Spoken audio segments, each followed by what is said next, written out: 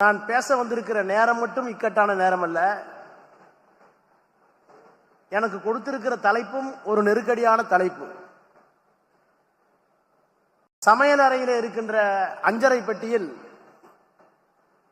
பருப்பு இருக்கும், உளுந்தம்பருப்பு இருக்கும், கடுகு இருக்கும், சீரகம் இருக்கும், எல்லா மளிகை பொருட்களும் இருக்கும். அப்படி இருக்கின்ற ஒரு இடத்தில் சமைப்பது எளிது. ஆனால் அஞ்சரை பெட்டியில் இருக்கின்ற எல்லாவற்றையும் எடுத்து வெளியே தள்ளிவிட்டு திராவிட இயல் என்று சொல்லி அதிலே இருக்கின்ற ஒவ்வொரு தலைப்பையும் திராவிடம் ஏற்படுத்திய பொருளாதார மாற்றம் என்ன, அதற்கு ஒருவர் பேசிவிட்டார். தமிழ் தேசியமும் திராவிடமும், அதற்கு ஒருவர் பேசிவிட்டார். திராவிடம் பேசும் சமத்துவம் அருமை தங்கை பேசிவிட்டார். திராவிடத்தால் விளைந்த சமூக மாற்றம் இன்னொரு தம்பி பேசிவிட்டார். இத்தனை தலைப்பையும் எடுத்து விட்டதற்கு பிறகு திராவிட இயல் என்ற ஒரு தலைப்பை கொடுத்து இப்படி ஒரு நெருக்கடியை அன்பிற்குரிய சகோதரர் இளங்கோ அவர்கள் எனக்கு ஏன் தந்தார் என்று தெரியவில்லை.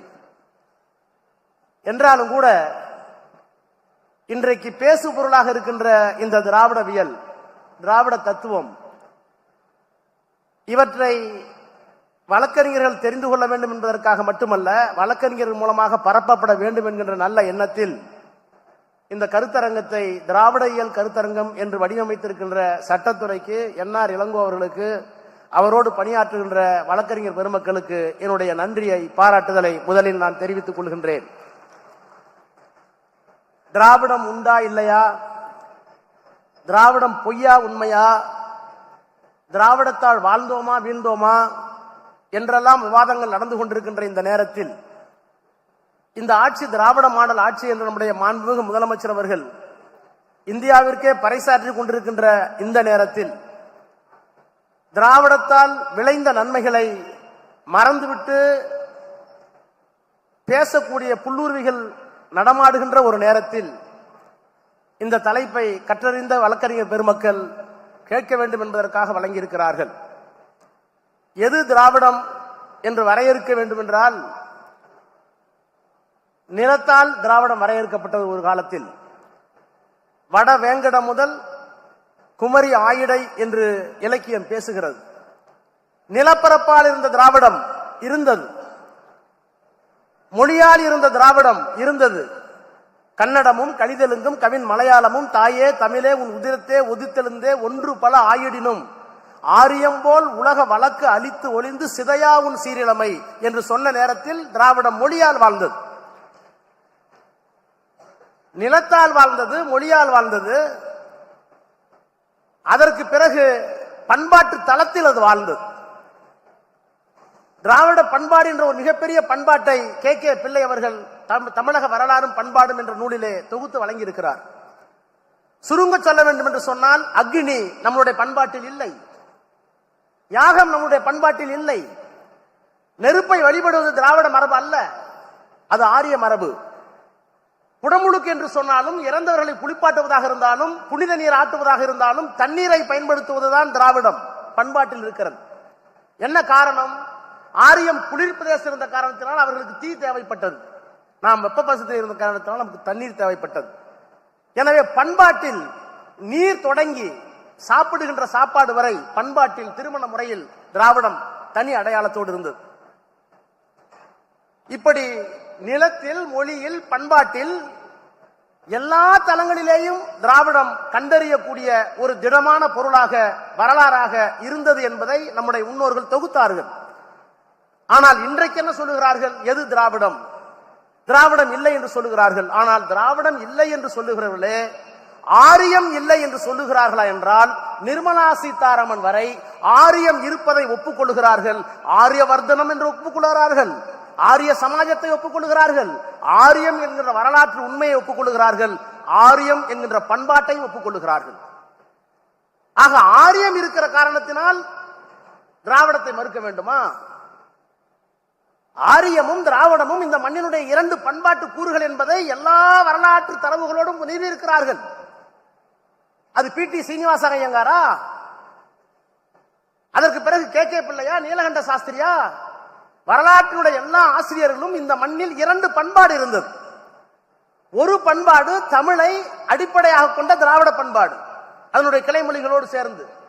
இன்னொரு பண்பாடு சமஸ்கிருதத்தை அடிப்படையாக கொண்ட பண்பாடு.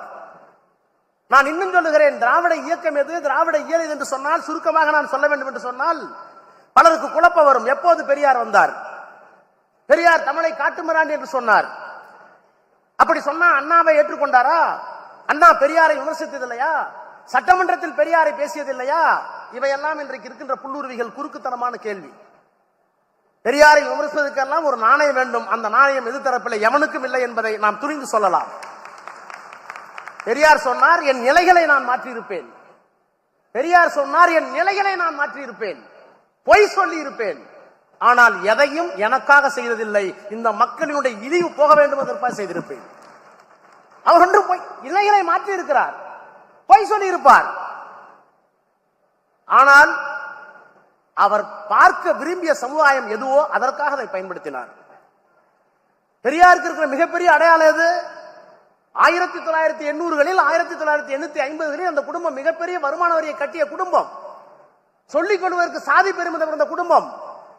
அவரே சொன்னாராம், நான் மைனராக இருந்தேன் ஒரு காலத்தில். அதை சொன்னதால் அவரை கொச்சைப்படுத்துகிறார்கள். சொல்லாமல் நீங்கள் என்ன அயோக்கியத்தனம் பண்ணி கொடுப்பீங்க எங்களுக்கு தெரியும்.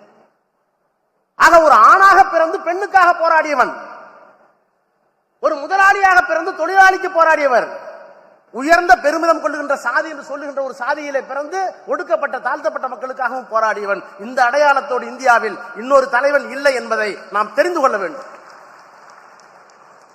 அப்ப திராவிடம் எங்கே வருகிறது? நிலம், மொழி, பண்பாடு எல்லாம் வருகிறதாக இருந்தாலும் இன்றைக்கு திராவிடம் எப்படி இருக்கிறது என்பதை நம்முடைய மாண்புமிகு முதலமைச்சர் முத்துவேல் கருணாநிதி ஸ்டாலின் அவர்கள் சொன்னார். நிலம் ஒரு காலத்தில், மொழி ஒரு காலத்தில், பண்பாடு ஒரு காலத்தில், இப்போது திராவிடம் என்பது எங்களுக்கு கருத்தியல். எதற்கு மாற்றான கருத்தியல்? 1913 திராவிட சங்கம், அதற்கு மொழிக்கு சம்பந்தம் இல்ல. 1916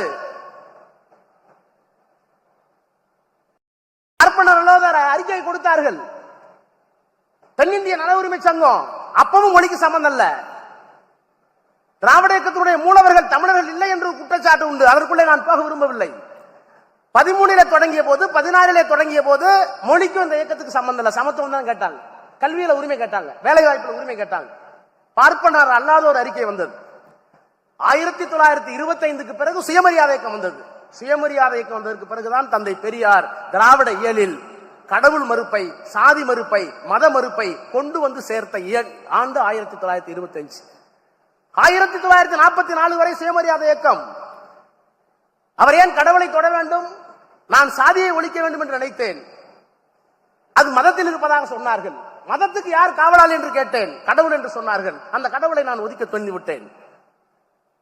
மனிதனுக்கு மனிதன் தொடக்கூடாது, கண்ணில் படக்கூடாது, பார்த்தால் தீட்டு, தொட்டால் தீட்டு, தெருவில் நடக்கக்கூடாது என்கின்ற கொள்கையை தாண்டவமாடுகிற ஒரு நாட்டில், அப்படிப்பட்ட ஒரு நாட்டை பூகம்பத்தால் எரிக்காமலோ, சண்டமாறுதத்தால் துகளாக்கப்படாமலோ, சமுத்திரம் மூழ்கப்படாமலோ விட்டிருப்பதை பார்த்த பிறகும் கடவுள் ஒருவர் இருக்கிறார் என்று நான் எப்படி நம்புவது என்று கடவுள் மீது கோபப்பட்டவர் பெரியார். ஆக கடவுள் மறுப்பு என்பது பிறகு வருகிறது. சுயமரியாதை இயக்கம் 25 தொடங்குகிறது. அப்போது மொழிக்கு தொடர்பில்லை. அதற்கு பிறகு பேரறிஞர் அண்ணா வருகிறார். 49 திராவிட முன்னேற்ற கழகம் வருகிறது. திராவிட முன்னேற்ற கழகம் வந்ததற்கு பிறகு தமிழ் மறுமலர்ச்சி பெறுகிறது. என்ன காரணம்? பெரியார் தமிழை காட்டுமிராண்டி சொன்னான்னு சொல்லுவார்கள். தமிழை காட்டுமிராண்டி ஏன் சொன்னார்? அதற்கு விமர்சனத்தை ஏற்றுக்கொள்ளவில்லையா? பெருஞ்சித்திரனார் சொன்னார், பெரியார் தான் எனக்கு தலைவர், இந்த சமூகத்தை உயிர்க்க வந்த ஒரே தலைவர் அவர்தான், அவரை விட்டால் தமிழர்களுக்கு நாதி இல்லை, சூத்திரப்பட்டம் ஒழிய வேண்டும் என்றால், சாதி ஒழிய வேண்டும் என்றால், பாலின சமத்துவம் வர வேண்டும் என்றால் நமக்கு இருக்கிற ஒரே பேரொழி பெரியார் தான், ஆனால் மொழி அறிவில் அவர் சிறியார் என்றார். பெரியார் கோச்சுக்கல. பெரியார் ஏன் சொன்னார் என்றால், உன்னுடைய மொழி எங்க போய் நிக்குது? எல்லாம் பக்தி இலக்கியத்திலே போய் நிக்குது. இப்போ ஒரு பெரிய புராணத்தை தூக்கி பேசுறாரு. புள்ளக்கறி கொடுத்துருவீங்களா? பிள்ளைக்கறி சமைக்க ரெடியா? பெரிய புராணத்தை பேசு. கணவனை கொண்டு போய் கூடல கொண்டு விட்டுருவீங்களா? சொந்த மனைவி விட்டு கொடுத்துருவீங்களா? இதுக்கெல்லாம் எவன் தயாரோ அவன் பெரிய புராணத்தை பேசி பற்றி எங்களுக்கு அக்கறை இல்லை, பேசு. ஆனால் எங்கே திராவிடம் இருக்கிறது என்றால், எப்போது திராவிடம் மாறுகிறது, மொழியோடு வருகிறது என்றால், எது திராவிடம் என்றால், இப்ப பெரியாரையும் அம்பேத்கரும் ஒரே நேர்கோட்டில் நிறுத்த முடியுமா? ஏன் நிறுத்த முடியுமா? பெரியாரையும் அம்பேத்கரையும் நேர்கோட்டில் நிறுத்தாத எவனும் மூளை உள்ளவனாக கருதக்கூடாது.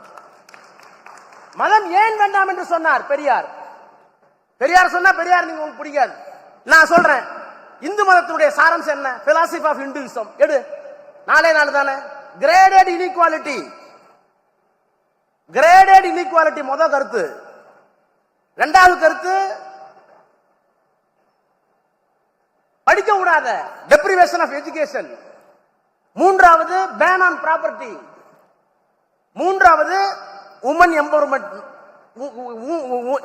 உமன்ஸ் உரிமை, பெண்ணுக்கு உரிமை கொடுக்காத. இந்த நாளும் தான் இந்து மதத்தினுடைய தத்துவம் என்று அம்பேத்கர் சொல்லுகிறார். கிரேடட் இன்இக்வாலிட்டி ஒண்ணு இல்ல. முதலியாரிலே 3 வகை, அந்த முதலியார் இந்த முதலியார் பொண்ணு கொடுக்க மாட்டார். முக்குளத்தோர்ல 3 வகை, அந்த முக்குளத்தோருக்கு இந்த முக்குளத்தோர் பொண்ணு கொடுக்க மாட்டார். ஆதி திராவிடரில் 4 வகை, அவர் இவருக்கு பொண்ணு கொடுக்க மாட்டார். அதத்தான் கிரேடட் இன்இக்வாலிட்டி, இந்து மதத்தினுடைய முதல் தத்துவம். அதற்கு பிறகு பெண்ணுக்கு உரிமை கொடுக்காத, சொத்து கொடுக்காத, படிக்க விடாத யாரையும். இந்த 4 தான் இந்து மதத்தினுடைய தத்துவம் என்று பெரியார் சொன்ன போது உங்களுக்கு கோபம் வரல. அம்பேத்கர் தான் சொன்னார் புத்தகத்துல. அதனால்தான் நாங்கள் ஒரு குறைக்கோட்டை நிறுத்துகிறோம். ஆக இந்த மதத்தை எதிர்த்தது ஆரியம், இந்த மத தத்துவத்தை கொண்டு வந்தது ஆரியம், இந்த 4 கொள்கைகளையும் ஆதரித்தது ஆரியம். அதை மறுத்தது திராவிடம், அதை மறுத்தவர் பெரியார். அது சரி என்று சொன்னவர் அம்பேத்கர். எனக்கு இருக்கிற ஒரே தலைவர் அம்பேத்கர்னு பெரியார் சொன்னார். தமிழ்நாட்டு மக்கள் என்னிடம் வர வேண்டாம், எனக்கும் சேர்த்து தலைவர் தமிழ்நாட்டில் இருக்கிறார் என்று அவர் சொன்னார். அந்த 2 பேத்துக்கும் பிரச்சனை இல்லை. இப்ப உனக்கு என்ன பிரச்சனை? பாபு சிதம்பரனாருக்கும் பெரியாருக்கும் பிரச்சனை இல்ல. பெரியார் படத்தை பார்த்தா கும்பிடுவார், அவருக்கு இப்ப பிரச்சனைங்கிறாங்க. ஆணைமுத்துக்கும் பெரியாருக்கு என்ன பிரச்சனை? பெரியார் கூட ஆணைமுத்து வாழ்ந்தாரு, அவருக்கு பிரச்சனை. ஆக எதையெல்லாம் திரிக்க வேண்டுமோ அவ்வளவும் திரித்துக் கொண்டிருக்கிறார்கள். ஆக மதம் என்றால் இப்ப இதெல்லாம் விட்டுருவோம். இதெல்லாம் பெரியார் பேசுனது, அம்பேத்கர் பேசுனது. இன்னைக்கு என்ன திராவிடம்? இன்னைக்கு ஒண்ணும் இல்ல. சமத்துவம் பேசுவது யார்? ஆதிக்கத்தை ஏற்றுக்கொள்வது யார்? ஆதிக்கத்தை ஏற்றுக்கொண்டால் ஆரியம், சமத்துவத்தை பேசினால் திராவிடம், பெண்ணுரிமை பேசினால் திராவிடம், பெண் இப்படித்தான் இருக்க வேண்டும் என்று பழைய முறையை சொன்னால் ஆரியம். அதையெல்லாம் தாண்டி இப்போ ஒன்று வந்திருக்கு. அறிவியல் பேசினால் திராவிடம், மூடநம்பிக்கை பேசினால் ஆரியம். நாங்க அறிவியல் பேசுறோம். இந்த திராவிட ஏன் திராவிட இயல்னு சொல்லுகிற போது எங்களுக்கு என்ன பெருமை? டார்வின் எப்ப கண்டுபிடிச்சாரு? 1850 தான் டார்வின் வந்து எவாலுவேஷன் தியரி, பரிணாம கொள்கை. ஒரு உயிரி, அப்புறம் 2வது உயிரி, 2 செல், 3 செல், 4 செல், இப்படி 5 அறிவை பெற்ற இனம் எப்போது வந்தது? 1850. அதுக்கு நோபல் பரிசு எல்லாம் கொடுத்துட்டீங்க. அந்த டார்வினுடைய தியரியை சொல்லுவதற்கு கிறிஸ்துவம் ஒப்புக்கொள்ளவில்லை. கிறிஸ்துவத்தில் தடை இருந்தது. டார்வினுடைய கொள்கையை பார்த்துவிட்டு இந்த கொள்கை எவ்வளவு உயர்ந்த கொள்கை, இவ்வளவு பெரிய தத்துவமா இருக்கேன்னு சொல்லி கார்ல் மார்க்ஸ் தான் எழுதிய தாஸ் கேபிட்டல் புத்தகத்துக்கு அணிந்துரை கேட்டார் டார்வின். தாஸ் கேபிட்டலுக்கு கொடுத்தா கிறிஸ்துவம் என்னை தண்டிக்கும் என்று டார்வின் மறுத்து விட்டார். ரெக்கார்டு இருக்கு. அப்ப அறிவியல் உண்மையை சொல்வதற்கு கூட அந்த காலத்தில் முடியல. புருனோவை என்ன பண்ணாங்க? நறுரோட்ல கொளுத்துனாங்கல்ல. சூரியனைத்தான் பூமி சுற்றி வருகிறது சொன்னதற்காக புருனோ என்கின்ற அறிவியல் ஆய்வாளரை நடு ரோட்ல வச்சு கொளுத்துனீங்களே. 400 ஆண்டுகளுக்கு பிறகு போப்பாண்டவர் வந்து மன்னிப்பு கேட்டாரு, எங்களுடைய மதம் தவறளித்து விட்டதுன்னு. ஒரு போப்பாண்டவருக்கு ஒரு நாணயம் இருக்குல்ல. எங்களுடைய மதம் கிறிஸ்தவம் 400 ஆண்டுகளுக்கு முன்னால் ஒரு அறிவியல் அறிஞனையை உண்மையை சொன்னதற்காக கொன்று விட்டோம், எரித்து விட்டோம், மன்னிப்பு கேட்கிறோம். அது மாதிரி ஒரே ஒரு சங்கராச்சாரி கேட்டிருக்காரா? ஒரே ஒரு சங்கராச்சாரி கேட்டிருக்காரா? தீண்டாமை சேமகரமானது, தீண்டாமை இருக்கத்தான் வேணும், பெண்களுக்கு சொத்துரிமை கொடுக்காது என்றெல்லாம் எழுதிய சங்கராச்சாரி யாராவது ஒருவர்? சரி, செத்து போன விடு, உயிரோடு இருக்கிற ஒரு ஆள் அம்மா எங்க தாத்தா பண்ண சங்கராச்சாரி தப்புன்னு சொல்றானா? சொல்றது இல்லையா? அது ஆரியம், இது திராவிடம். அப்போ மூட நம்பிக்கை வேறு, அறிவியல் வேறு. நாங்க அறிவியலை பற்றி பேசுறோம். நான் இப்ப பேசல, நான் டார்வின் சொல்லி கண்டது காரணம் இருக்கு. 1850 டார்வின் கொள்கை.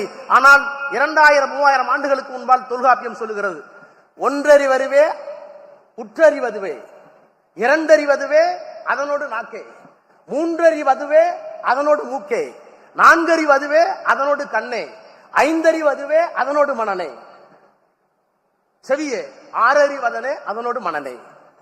ஒரு உயிர் எது? அமீபா எது? தொடு உணர்ச்சி மட்டும்தான். உற்றறிவதுவே. இரண்டறிவது நாக்கு மட்டும் இருக்கும். மூன்றாவது அறிவு என்ன? மூக்கு இருக்கும். 4வது உயிரினம் கண்ணும் சேர்ந்து இருக்கும். 5 காது இருக்கும். 6 மனசு இருக்கும், சிந்திக்கக்கூடிய ஆற்றல் இருக்கும். இப்படித்தான் பரிமாண வளர்ச்சி என்று சொல்வதற்கு என்னுடைய பாட்டன் தொல்காப்பியனுக்கு அறிவியல் அங்கே இருந்தது. இந்த உலகம் எதை சுத்திக்கிட்டு இருக்கணும்? பூமி தான் சூரியனை சுத்தி வருது எப்ப சொன்னோம்? மாத்தி சொன்னானே. இந்த உலகம் சுத்துது யாராச்சும் ஒத்துக்கிட்டாங்களா? சுழன்றும் ஏற்பின்னது உலகம் என்று என் பாட்டன் சொன்னான். வள்ளுவர் சொன்னார். ஏன் அங்கெல்லாம் போக வேணாம், பக்தி எனக்கு பிடிக்காதான், மதிவதனைக்கு எனக்கு பிடிக்காதுதான். ஆனா நீங்க எல்லாம் வளர்க்குறீங்க தானே. இப்போ உங்க எவிடன்ஸ் ஆக்ட்ல என்ன? இப்ப புதிய எவிடன்ஸ் ஆக்ட் எனக்கு தெரியாது. நான் பிராக்டிஸ் பண்ணும்போது பழைய எவிடன்ஸ் ஆக்ட்.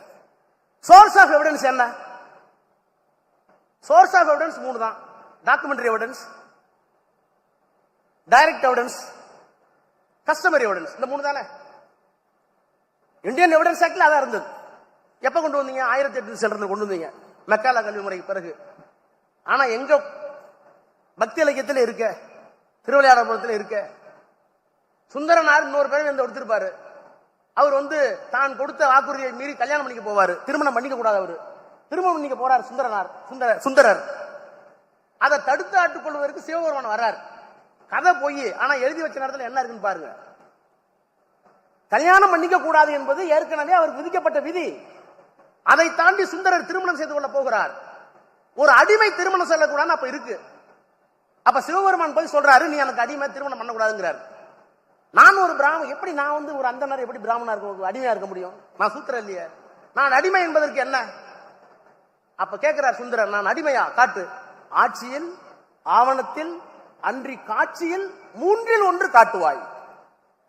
ஆட்சியில், ஆவணத்தில், அன்றி காட்சியில் 3இல் 1 காட்டுவாய். 3 எவிடன்ஸ் கூட எனக்கு.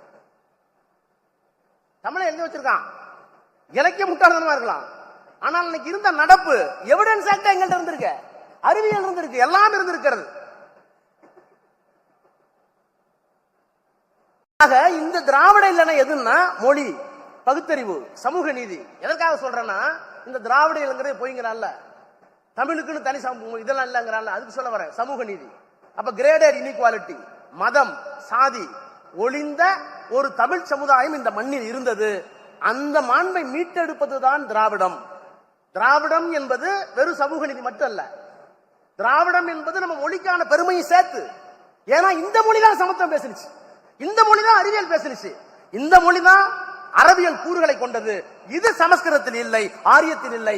ஆரியத்தில் இல்லாத காரணத்தினால் இது திராவிட நெறி. இந்த திராவிட நெறிதான் எங்களுக்கு அடையாளம். அதுதான் திராவிட இயல். வெறும் ரிசர்வேஷன் மட்டும் திராவிட அல்ல, வெறும் தமிழ் மட்டும் திராவிட அல்ல. இந்த மொழியும் இந்த இனமும் இந்த பண்பாட்டு கூறுகளும் சேர்ந்த ஒரு இனம் வாழ்ந்தது. அதைத்தான் I belong to Dravidian stock.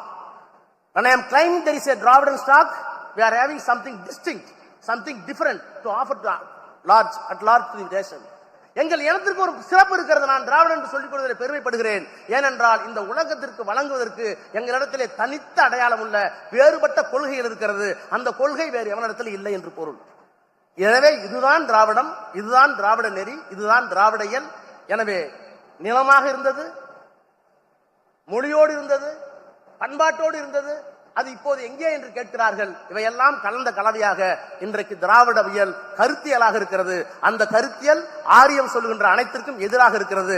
எனவே திராவிட இயக்கத்தை காப்பாற்ற வேண்டிய பெரு பொறுப்பை திராவிட மாடல் ஆட்சி நடத்தி கொண்டிருக்கின்ற நம்முடைய நாயகர் மாண்புமிகு முத்துமையல் கருணாநிதி ஸ்டாலின் அவர்கள் இன்றைக்கு திராவிட மாடல் அரசு என்று முன்னெடுத்திருக்கிறார். இந்த திராவிட மாடல் அரசு மட்டுமல்ல, திராவிட கருத்தியலும் வெற்றி பெற வழக்கறிஞர் சங்கத்தையும் சேர்ந்து போராட அழைக்கிறேன். நன்றி, வணக்கம்.